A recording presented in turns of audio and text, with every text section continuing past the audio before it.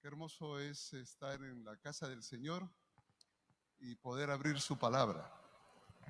El sábado en la tarde hablamos del mensaje a las 7 iglesias y quisiera retomar una parte de ese mensaje para continuarlo ahora.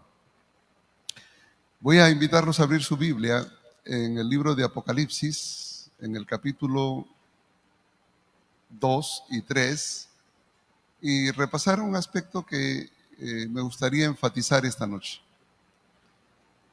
La Biblia, en esos 2 capítulos, repite un concepto de Jesús, quien da la revelación, lo repite para las iglesias, pero se lo dice a cada iglesia, le dice lo mismo. En el verso 2, yo conozco tus obras, tu arduo trabajo, tu paciencia. En el verso 9, otra vez, conozco tus obras, tu tribulación, ¿no?, y pobreza. En el verso 13, yo conozco tus obras y dónde moras, ¿no? En el verso 19, conozco tus obras y amor, fe y servicio y tu paciencia.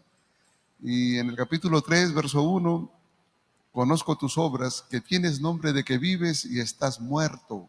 Sabe nuestra condición. Y el verso 8, otra vez, conozco tus obras y he aquí que he abierto una puerta que nadie puede cerrar. Y en el verso 15, finalmente a la Odisea le dice, conozco tus obras, que ni eres frío ni caliente. Ojalá fueses frío o caliente. ¿Cuál es la conclusión a la que llegamos cuando uno lee todos estos mensajes a las 7 iglesias? Es que Dios sabe lo que hacemos y dejamos de hacer. No solamente sabe nuestras obras, sino que además señala que cada iglesia en particular tiene un detalle. Conozco tu fe, conozco tu servicio, conozco tu paciencia, conozco tu tribulación, conozco que tienes nombre de que vive y estás muerto, conozco que tu condición es de tibieza, conozco todo. Pero hay una cosa que me llamó la atención y me gustaría explayarme ahora. Es Apocalipsis 2:13. La primera parte. Dios dice, conozco tus obras y dónde moras. ¿Dónde te estás quedando? La expresión moras no es la fruta, es dónde te estás quedando, ¿no? ¿Dónde estás? ¿Dónde te estás quedando? Y mis hermanos, cuando leí en la Biblia esta partecita y reflexioné sobre lo que significa eso, les puedo decir que mi vida cambió y para siempre. Y es que descubrí algo que me pareció interesante. Es que Dios conoce a sus hijos y nos conoce tan bien que Él sabe lo que estamos pensando, sabe nuestros planes, sabe dónde estamos de paso, sabe quiénes son fieles, quiénes son serviciales, dispuestos a ayudar, y quienes están en necesidad y saben cómo uno puede ser útil donde está. Y eso tiene mucho significado, porque inclusive sabe quiénes son aquellos que solo están en la iglesia para destruirla, ¿no? Y aunque nuestros hermanos davidianos ya no vienen, no los veo por ahí,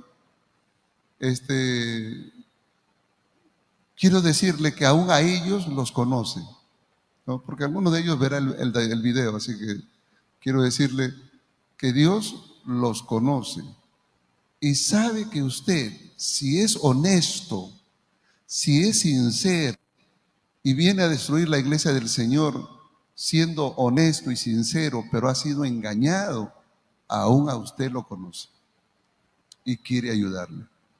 Por eso es que Él envía siervos en uno y otro lado para ayudarlos. Entonces, hermanitos, déjense ayudar. Ese es mi mensaje para ellos. Déjense ayudar. Yo no he venido a cuestionarlos. He venido a confrontarlos con la palabra de Dios, porque lo único que he hecho todas estas noches es leer la Biblia. Y hoy vamos a seguir haciéndolo. Pero lo vamos a hacer de una manera interesante. Todo lo que les acabo de decir es justamente la conclusión de lo que vamos a estudiar. Entonces, he empezado por el revés. Les digo la conclusión y entonces les explico dónde en la Biblia dice eso y cómo está. Dios sabe cuando tú eres sincero y estás equivocado. Dios sabe que cuando tú deseas el mal para alguien, para la iglesia del Señor, y lo haces porque estás engañado en tu sinceridad, Dios te da golpes en la vida. Así que si alguno de ustedes se siente adolorido por los golpes que ha recibido estos días, Dios les está hablando. Miren, más claro no puedo ser. Dios nos habla a través del estudio de su palabra. Escuchen su voz. Escuchemos y vivamos en armonía con eso. Dios, dice Apocalipsis 2:13, conoce nuestras obras y sabe dónde nos estamos quedando, dónde moramos. Y quiero ilustrar esto con la experiencia de un personaje que también fue engañado. Sí, también fue engañado. Era un hombre fiel, piadoso, inteligente, era un hombre muy locuaz, evangelismo hecho persona, pero tenía un problema, estaba engañado. Por eso cuando yo veo a algunos hermanos que están engañados y vuelcan su energía contra la iglesia, no los veo como enemigos, porque en realidad no son mis enemigos. Se están volviendo enemigos de Dios. Es a Dios a quien están tratando de oponerse. Yo soy solamente un instrumento de Dios para ayudarles a estudiar la Biblia, nada más. Y este personaje es alguien a quien se conoce con el nombre de Saulo de Tarso. Miren ustedes qué pasó con Saulo. Voy a empezar desde atrás otra vez para explicar el problema. ¿Por qué digo que él estaba mal en su concepción? Porque él estaba prácticamente engañado. Saulo de Tarso era un judío fariseo, hijo de fariseos. ¿Qué significa ese fariseo, hijo de fariseo? Es decir, un judío ultraconservador que trata de vivir al pie de la letra de lo que la Biblia dice. En su familia, sus padres lo hacían y él fue criado en ese lenguaje. Por eso es que él declara, dice, en cuanto a la ley, ¿no? Yo soy impecable, la he vivido toda mi juventud, toda mi vida. Entonces, si fuera por la ley, yo ya estoy salvo. Pero Pablo tenía un problema. ¿Cuál era el problema de Pablo? Para entender eso tenemos que ir primero a Mateo capítulo 28 y luego hablamos de Pablo. Vamos a Mateo 28, versos 14 en adelante. ¿Qué es lo que había acontecido? Cristo había sido crucificado y los dirigentes judíos habían decidido sepultarlo en la tumba de José de Arimatea y pusieron una guardia romana para que cuidara el sepulcro. ¿Por qué? Porque los líderes de Israel sospechaban, este es un usurpador, este es un engañador, y van a hacer todo lo posible por seguir engañando a la gente. Vamos a poner una guardia romana para que cuide el sepulcro. No sea que vengan sus discípulos, roben el cuerpo y después digan que resucitó. Así que ellos, preveyendo eso, ¿qué hicieron? Pusieron una guardia romana en la tumba de Jesús. Y eso es lo que acontece en el capítulo 28 de Mateo, porque narra ese momento, que cuando Jesús resucitó y hubo un terremoto, los primeros que fueron testigos de ese evento de la resurrección fueron los soldados romanos. Y entonces, ¿qué hicieron los soldados cuando Jesús resucitó? Verso 11, perdón, vamos a ir al 11 primero y luego continuaremos al 15. Mateo 28, 11 en adelante. Mientras las mujeres iban, recuerden que Jesús se presentó a María: no me toques, no, voy al Padre, anda, dile a mis discípulos que lo veo en Galilea. Todo eso aconteció. Y ellas fueron a hablar con los discípulos. ¿Qué pasó con los romanos? He aquí unos de la guardia, los romanos, fueron a la ciudad y dieron aviso a los principales sacerdotes de todas las cosas que habían acontecido. Es decir, hicieron su parte, ¿no?, militar. Señores, estamos cuidando ahí, de pronto se sacudió, la piedra se rodó, un resplandor. No. Y fuimos a ver, ya no hay nadie. No había nadie. Desapareció. Ha resucitado. Y cuando los judíos escucharon el reporte de los militares, ¿qué hicieron? Verso 12. Se reunieron los ancianos. Es decir, los militares, los romanos se reunieron con los ancianos. Y ha habido consejo, fíjense ustedes, junta de iglesia, ¿no? Concilio, el Sanedrín, inmediato. ¿Qué hacemos? Le dieron mucho dinero a los soldados. ¡Wow! Todas las coimas que se pagan en todo lado, en los días de Jesús ya estaban. O sea que eso no es de ahora. Así que aquí el candidato que venga a decirle que voy a acabar con la coima, con la corrupción, va a tener que construir una cárcel el doble de grande de que Bukele tiene en El Salvador para meter a todos los que gobiernan ahí, porque son los primeros que roban. Solo eso puede explicar por qué países ricos como Latinoamérica, porque somos ricos en todo, vivimos pobres. Pero en fin, ¿qué hicieron? Pagaron a los soldados romanos. ¿Para qué? Y entonces el verso 13 le dice, miren, le vamos a pagar, y dice que le dieron mucho dinero, ¿eh?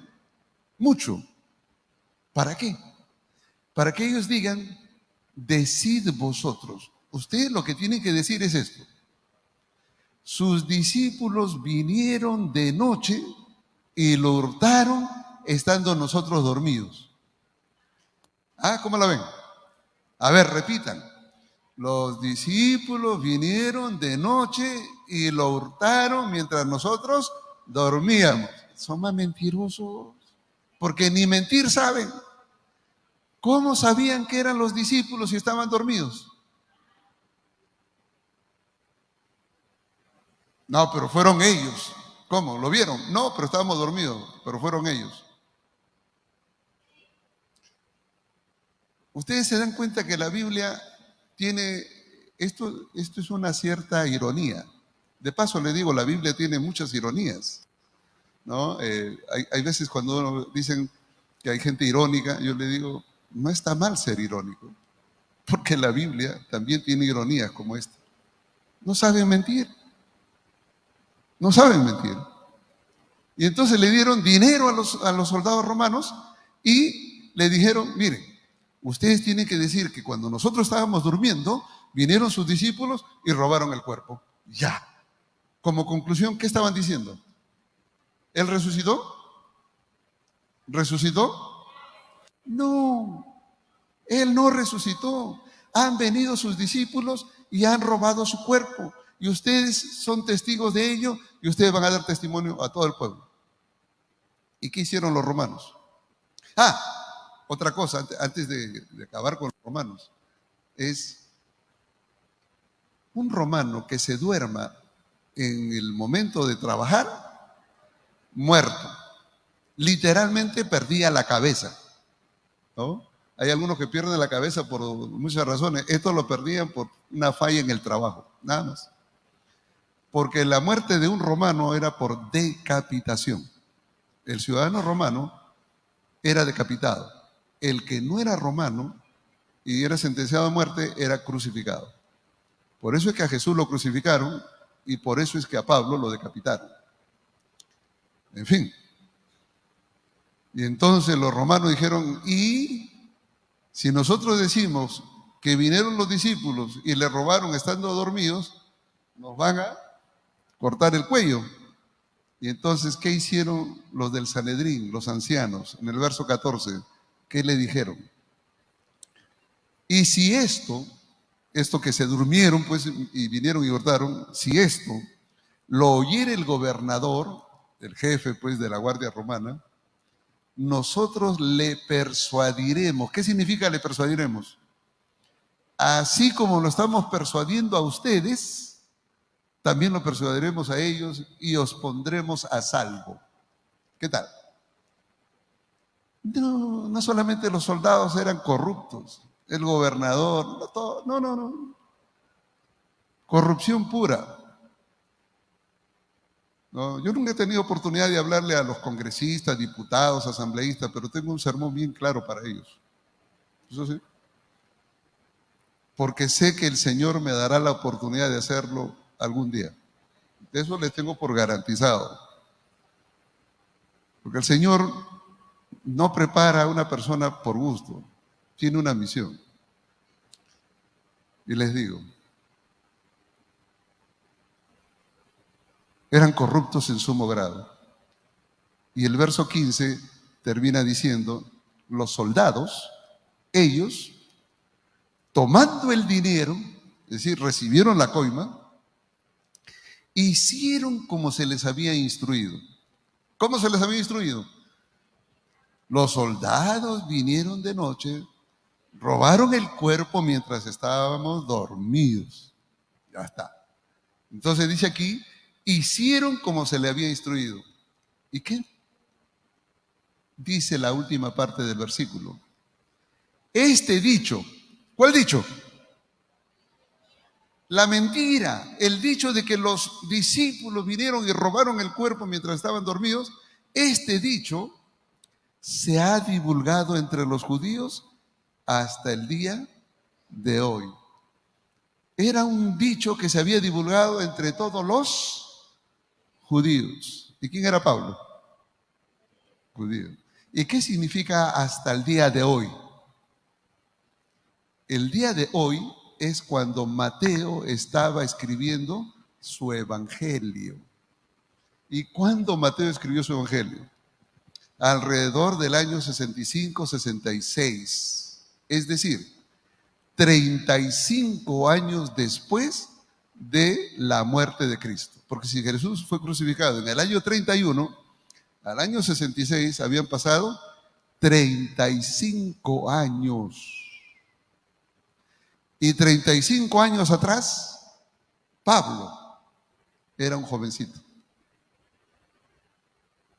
No sabemos cuántos años tenía, 12, 14, 15, no sé, pero era joven, muy joven. ¿Y qué creció él escuchando? Porque si este dicho se ha hecho famoso entre los judíos, y él era fariseo, hijo de fariseos, ¿cómo creció él escuchando? Yo no sé si a ustedes les pasa, pero miren, yo crecí en un hogar donde era un hogar dividido por la fe. Mi padre no quería saber nada de la iglesia y mi madre, una mujer muy misionera, servicial. Y yo miraba a uno y miraba al otro y decía, wow. Mis hermanos decidieron obedecer a mi papá y se fueron de la iglesia. Y yo, como era el medio para abajo, nos quedamos con la mamá. Íbamos a la iglesia. Pero después la influencia de los mayores, no, que sí, que no. Me di cuenta que cuando uno crece en ese asunto, es tremendo, tremendo. Es que yo puedo entender a Pablo. Yo tuve el privilegio no solo de evangelizar a mi padre, sino de bautizarlo. Es un privilegio que el Señor nos permitió.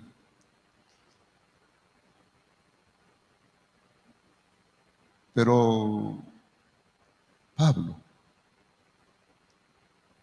Pablo creció con ese concepto de que vinieron los discípulos y robaron el cuerpo. Por eso es que cuando Cristo murió, 3 años y medio después, ese joven Pablo, Saulo de Tarso,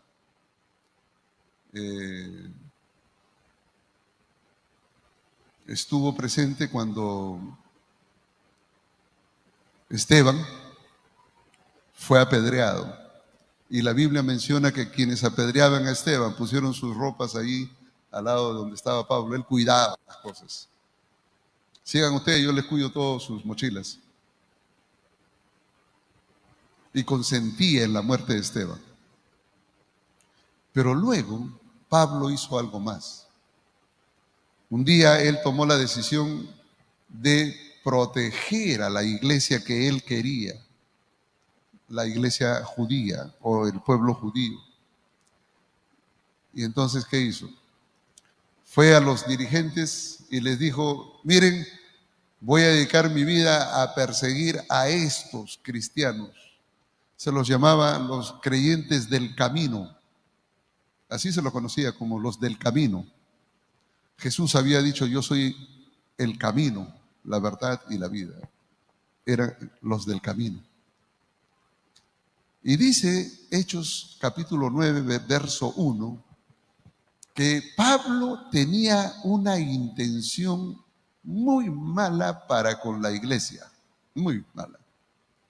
Porque dice el verso 1, Hechos 9:1, que Saulo, respirando aún amenazas y muerte contra los discípulos del Señor, vino al sumo sacerdote. Es decir, estaba tan airado contra los discípulos del Señor, contra la iglesia, que vino a el sumo sacerdote. ¿Y qué le pidió? El verso 2 dice que le pidió cartas de autorización, por supuesto, para la sinagoga de Damasco, a fin de que si hallase a algunos hombres o mujeres de este camino, los trajese presos a Jerusalén. Entonces, pedía autorización. Y le dieron las cartas y le dieron la compañía de unos soldados romanos para que ayuden a escoltar a todos los presos que él pudiera conseguir. Y ahí vemos a Saulo cabalgando hacia Damasco. Si ustedes miran en el mapa, Israel está aquí en el Medio Oriente y Damasco está al norte. Así que él caminó por lo que es el Líbano y entró a Siria. Y ahí está Damasco. Cuando uno recorre esos caminos, muchas veces me he puesto en los montes a contemplar los caminos por donde transita la gente de herradura, ¿no?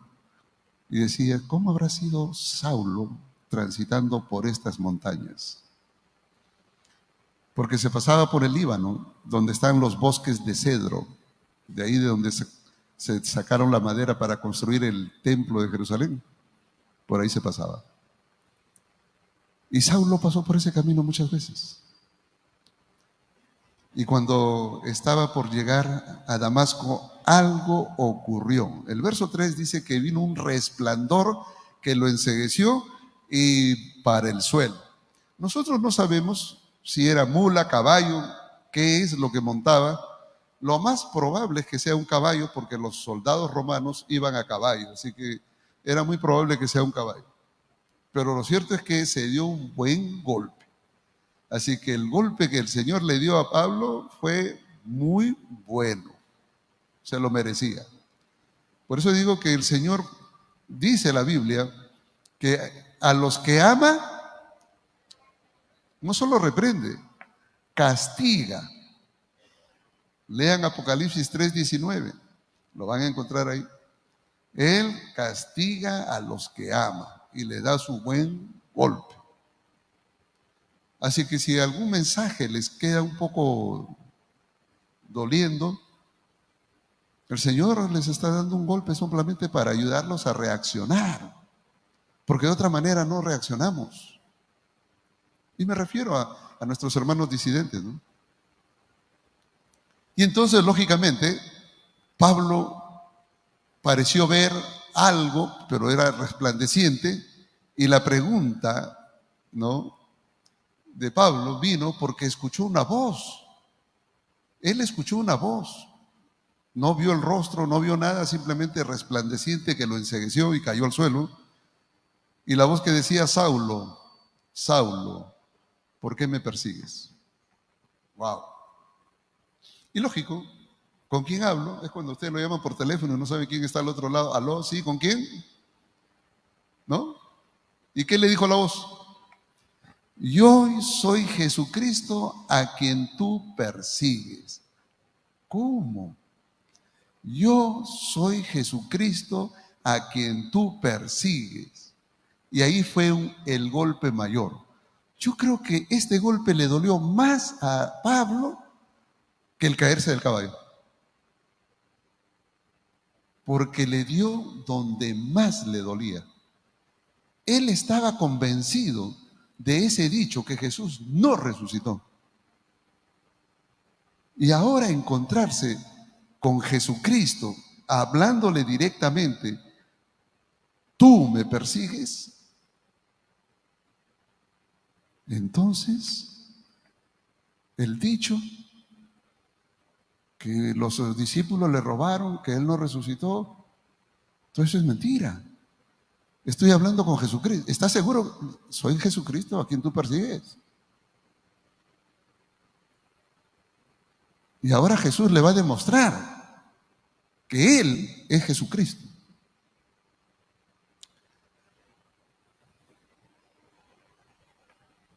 Le dijo: entra a la ciudad de Damasco y se te dirá lo que debes hacer. Así que como él estaba cieguito, lo llevaron de la mano y lo dejaron en una casa en Damasco. Fíjense ustedes, ¿no? Ese Saulo opulento, vengador, amenazador, ahora convertido en una persona vulnerable. ¿Y dónde lo ubicaron? En una casa. Porque quedó ciego. El verso 9 dice: estuvo 3 días sin ver, no comió ni bebió. Ayuno y oración. ¿Por qué? Porque él, si ustedes leen al final del verso 11, ¿qué estaba haciendo? Estaba orando. 3 días sin comer ni beber. ¿Y qué estaba haciendo? Orando. ¿Por qué? 3 días. Porque para Saulo, descubrir que vivía un engaño le era muy doloroso. Descubrir que él estaba persiguiendo a la iglesia del Señor le era muy triste. Le dolía en el alma. Yo soy Jesús a quien tú persigues. Por eso es que yo entiendo a mis hermanos davidianos, a mis hermanos antitrinitarios y todos los disidentes de la iglesia. Tienen una excusa para criticar la iglesia. Yo los entiendo perfectamente. Quiero decirles que yo también tengo excusas para criticar a la iglesia adventista. Tengo excusas para decir 1000 cosas contra la iglesia. Pero la iglesia no tiene culpa de lo que hagan sus miembros o sus dirigentes. Es la iglesia del Señor. Es la iglesia victoriosa. Y nosotros somos hijos de Dios fieles a esa iglesia que es la iglesia remanente. Si no estuviéramos convencidos de ello, pues yo no dedicaría mi vida a enseñar la palabra de Dios. A mí lo que me anima es justamente ayudar a la hermandad y a aquellos que se oponen al pueblo de Dios a entender el error que cometen al tratar de destruir al pueblo que Dios ha elegido para dar el mensaje final a este mundo. Tenemos un mensaje para el mundo y necesitamos dar. Lo cierto es que ahora el Saulo amenazador, ciego, es llevado a Damasco. Apocalipsis 2:13 dice: yo conozco tus obras y dónde te estás quedando, dónde moras. Pues ahora Dios le va a demostrar a Saulo que realmente eso no es un saludo a la bandera, que realmente él sabe. Dios había visto a Saulo llegando a Damasco con la intención de eliminar a su iglesia en Damasco. Sí. Y cuando vio que Saulo era sincero, equivocado, pero sincero, porque había creído una mentira, le habían engañado. Así como les estaba diciendo a estos hermanos que nos acompañaron estos días primeros, los davidianos, que estaban totalmente engañados porque la Biblia no enseña eso. Si son honestos, van a ver la verdad en la palabra de Dios. En la palabra de Dios, no en los libros de un falso profeta. Pablo ahora estaba en una casa, sin comer, ayunando y orando. ¿Y qué hace Dios? Dios entonces dice: muy bien, estoy aquí en Yopal, hay un señor allá que está orando, ayunando, necesita ayuda. ¿Qué discípulo existe aquí en Yopal que me pueda ayudar? Es lo que estaba haciendo Dios. Y mira en Damasco y encuentra que estaba ¿quién? Ananías. Ahí está Ananías.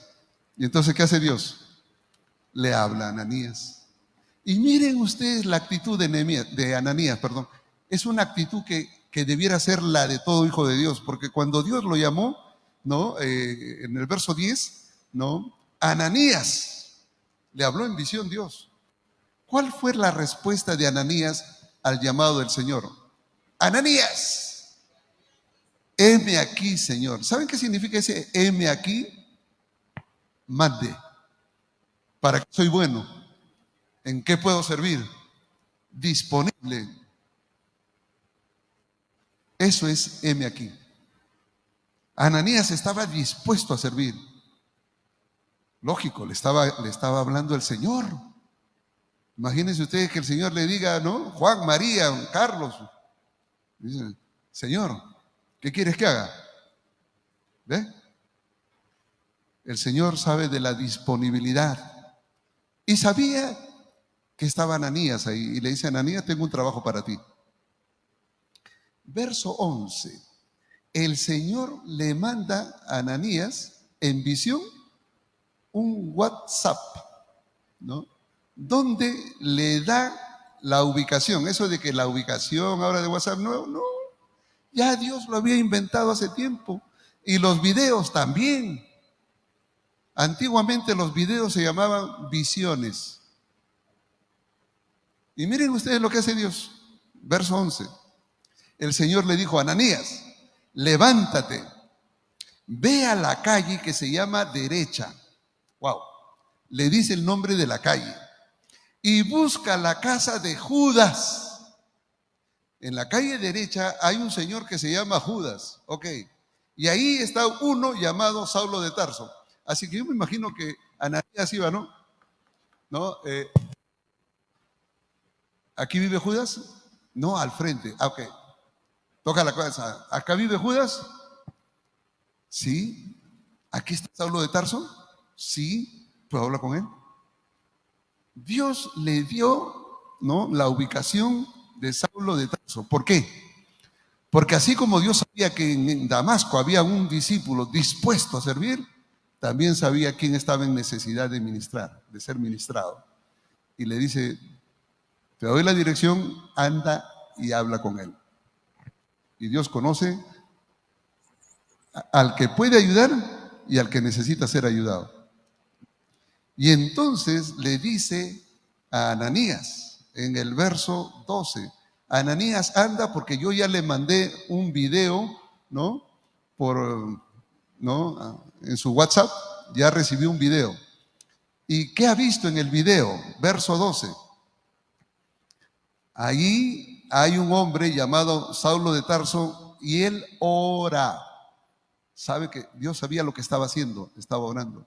Y mis hermanos, cuando usted ora pidiendo al Señor orientación, pidiendo al Señor sabiduría, pidiendo al Señor que le ayude a tomar una decisión, Dios siempre le va a enviar un instrumento que le ayude a entender las cosas antes de decidir qué hacer.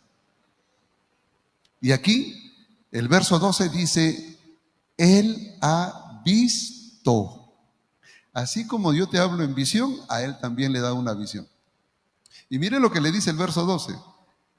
Saulo de Tarso ha visto en visión a un varón llamado Ananías. En otras palabras, ¿te ha visto? ¿Te ha visto a ti? O sea que, ¿ya? ¿No? ¿Ya?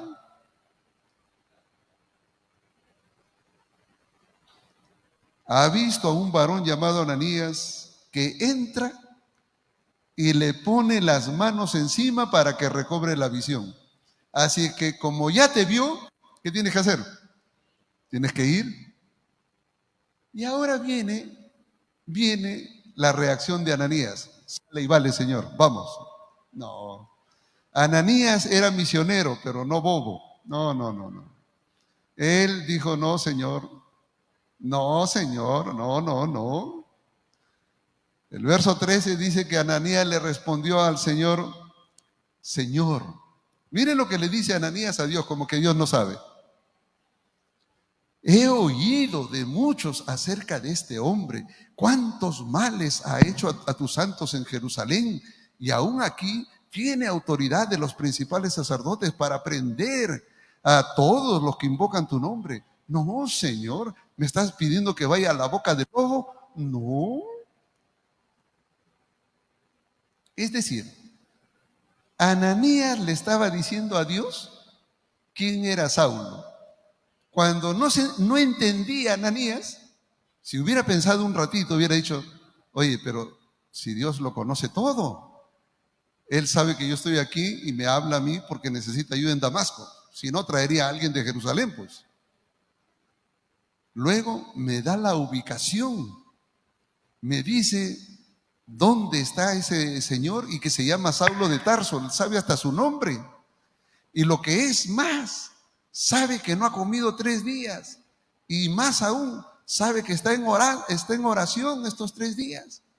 Dios le había dicho todo y sin embargo Dios sabía todo de Saulo, pero Dios no sabía que Saulo era un perseguidor. Dios no sabía que Saulo había hecho males en Jerusalén a los santos, que tenía autoridad para llevar preso. Él no sabía eso. Y Ananías quería decirle al Señor, Señor, ¿cuál fue la respuesta de Dios? Ve, porque instrumento escogido me es este para llevar mi nombre en presencia de gentiles, reyes y los hijos de Israel, porque yo le mostraré cuánto le es necesario padecer por mi nombre. Él me es instrumento escogido. Y mis hermanos,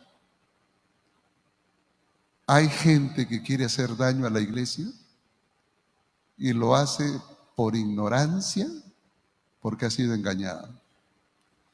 A nosotros nos toca, si la persona es sincera, ayudarle a abrir la mente, que es muy complicado. Pero ese es el intento. Por eso es que ustedes ven que de una manera tranquila, pero firme, hablamos a los disidentes de que el Señor tiene misericordia de ellos. Oramos por ellos.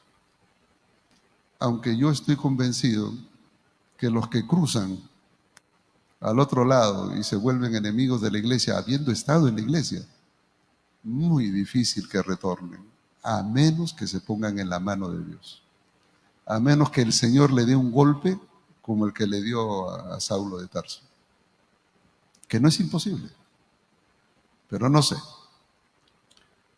Sigo sembrando y aún invitando a estos hermanos a que reconsideren su posición, porque Pablo fue engañado.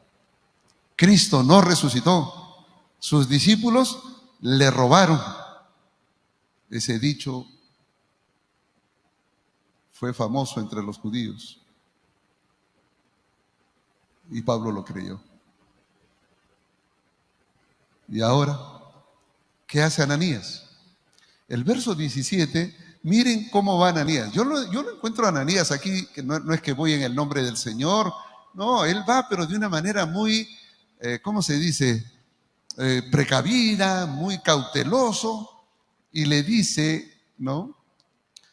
En el verso 17 dice, Ananías entró en la casa, porque la ubicó. Claro, cuando ya te mandan la ubicación por WhatsApp, llegas porque llegas. Llegó, entró a la casa y poniendo las manos sobre él, claro, él ha visto a uno llamado Ananías que le pone la mano. Así que, ¿qué hizo él cuando entró? Le puso la mano. Y hay una vez porque ¿no? Vio que entraba y le ponía la mano, él va y le pone la mano. Y le dijo, hermano Saulo. Wow. Ese perseguidor, ese hombre malo, ese... No. Hermano Saulo. Y por si acaso, miren lo que le dice. El Señor Jesús que se te apareció en el camino por donde venías, ese que te tumbó y te dio un buen golpe, ese me ha mandado. Me ha enviado para que recibas la vista y seas lleno del Espíritu Santo. Y en ese mismo momento cayeron como escamas de sus ojos y él pudo ver. ¿Qué es lo que encontramos aquí? Un relato que nos indica que eso que Apocalipsis dice, conozco tus obras y dónde te estás quedando, es real, aún hoy. Yo les podría contar muchas anécdotas de momentos en los que he pasado y situaciones que me ha tocado vivir que yo ni me las esperaba. Pero este relato me llevó a mí a hacer cosas que en otro momento no lo hubiera hecho. Me encontraba en Moldavia haciendo una campaña evangelística y a esa campaña llegó un doctor en economía de una de las universidades. Había mucha gente ahí, pero este hombre a la salida me abordó y me dijo que quería que lo visitara en su oficina. Dice, podríamos tener una visita a mi universidad. Era el decano de economía. Y habló con mi traductora y porque yo de ruso, cero a la izquierda. Hasta ese momento no había empezado. Después me animé a empezar a leer algo de ruso, pero el asunto es que en ese momento tomamos los datos y le digo, bueno, ¿cuándo quiere reunirse? Mañana. Mañana, ¿no? Y nos fuimos. Tenía muchas inquietudes, estudiamos la Biblia con él. Después nos invitó a cenar una noche en su casa, porque acostumbran, cuando quieren conversar con alguien, acostumbran invitarlo a cenar. Es una forma de decir, ven, acompaña, compañerismo. Y pues, fuimos y con la esposa estudiamos, conversamos, oramos. Mire, cuando salí de ese lugar, ese hombre quedó encaminado estudiando la Biblia con el pastor y su esposa también. Pero lo interesante es que este hombre, estando en su oficina, dice, a mí me gustaría que usted nos hablara sobre la importancia de la educación cristiana en nuestras universidades. Sería mucho pedirle. Yo le digo, pero ¿cómo? Yo no me voy a ir a una universidad a decirle, vengo a hablarle de los valores cristianos. Recordemos que Moldavia era una república soviética y el materialismo dialéctico era la norma del ateísmo. Hablar de cristianismo, pero muy difícil. Y me dijo, no, yo puedo hablar con la ministra de Educación y poder entablar una conexión, si usted gusta. Le miro a mi traductora, le digo, ¿te animas? Porque yo voy, pero yo no sé hablar ruso, así que tú me dices. Y él me dijo, no, me dice, donde quieras ir, vamos. Bueno, le digo, en ese momento llamó a la ministra y le dijo, mire, ahí habló un poco lo que la traductora me dijo, es que nos estaba recomendando para ir a las universidades a hablar. Y la ministra le dijo, no, está bien, voy a hablar con los rectores para que vaya a las universidades y nos dé una charla sobre los valores cristianos. Y sin querer me convertí en un mensajero del mensaje de educación adventista en esa zona. Los valores de la educación adventista. Ahí toda la educación es estatal, no hay escuelas adventistas, porque el gobierno no permite. Entonces, hablarles del valor de la educación adventista a aquellos que están en control de eso, era como una especie de sembrar una semilla que algún día abrirá las puertas para eso. Y entonces me dice la traductora, ¿y estás seguro de lo que vas a hacer? Y yo le digo, sí, le digo, pues, si estamos aquí es porque el Señor nos ha traído para algo. Me acordé de Ananías y le dije, te voy a leer una historia, aquí está de Ananías. Solo que esta vez Ananías tiene traductora. Y fuimos y hablamos. Y en la universidad nos escuchó el decano de leyes y me dijo, sería mucho pedirle si usted nos da una clase, tengo 2 horas de clase y quisiéramos que usted dé una clase a mis estudiantes de leyes. Yo le digo, claro, ¿de qué quiere que le hable? Me dice de los valores cristianos, pero quiero que nos explique cómo entendemos estos valores cristianos a lo largo de la historia y cómo nosotros llegamos a lo que estamos hoy. Yo le digo, está bien. Y nos fuimos y tuve 2 horas con los estudiantes de leyes hablándoles de los valores cristianos, de la fe en Jesús y de la historia, cómo llegamos a este punto. Y le agradecí a Dios.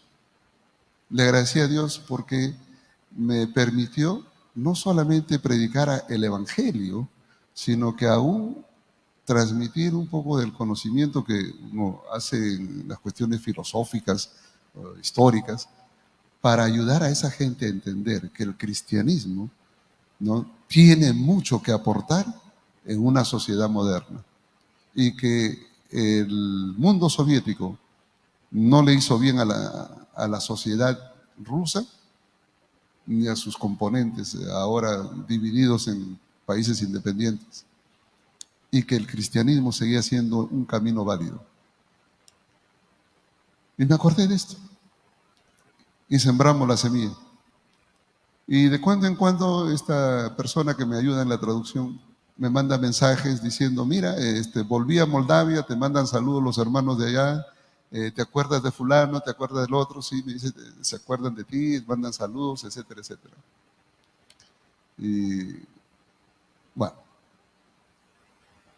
le digo, Señor, así como Pablo pensó en un segundo viaje misionero, un tercer viaje misionero, hasta que le dijiste, hasta aquí nomás, yo le digo, yo no sé si volveré, pero si vuelvo, yo ya tengo el mensaje para ellos. Entonces, estamos esperando la oportunidad, solamente que se abra el canal para volver. Mis hermanos, aquí en Yopal hay mucha gente sincera que ora al Señor, que así como Saulo de Tarso está ciega, pide a Dios ayuda.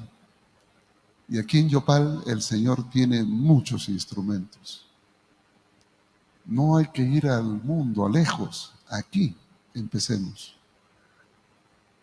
Si usted siente que el Señor le está llamando para ser un testigo vivo de la fe en Cristo Jesús, usted puede ser un Ananías que el Señor quiere usar para dar a conocer la salvación en Cristo Jesús en este lugar.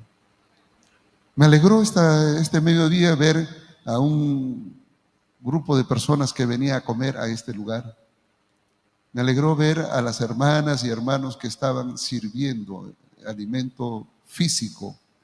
Me alegró y los felicito porque tienen una labor social y ustedes no saben cuán efectiva esa labor social y debiéramos replicar en muchas otras labores sociales.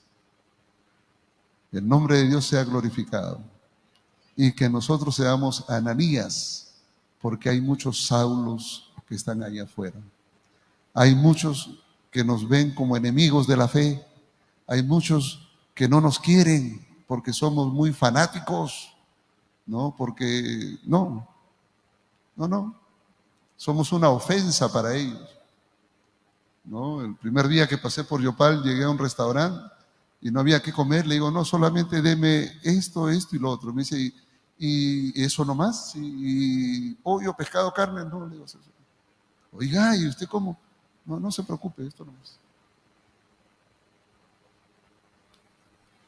Hermanos, aquí hay mucho por hacer, mucho. Y Dios cuenta con nosotros. Yo no les voy a decir esta noche cuántos quieren ser Ananías. Eso se los dejo para que Dios le hable a usted, así como Dios le habló a Ananías en visión, mientras usted duerma. Que Dios le hable a su corazón, pero que haga de usted un instrumento eficaz para llevar el mensaje a aquellas personas que hoy están ciegas, que se oponen a la verdad, que persiguen a la iglesia, que quieren destruir esta iglesia, inclusive aquellos disidentes. Pero que nosotros vayamos siempre con la palabra de Dios, en el nombre de Dios, y que el Espíritu Santo sea nuestra fortaleza, nuestra guía, para que podamos cumplir con la predicación del Evangelio a todo el mundo. Que Dios los bendiga. Bendiciones.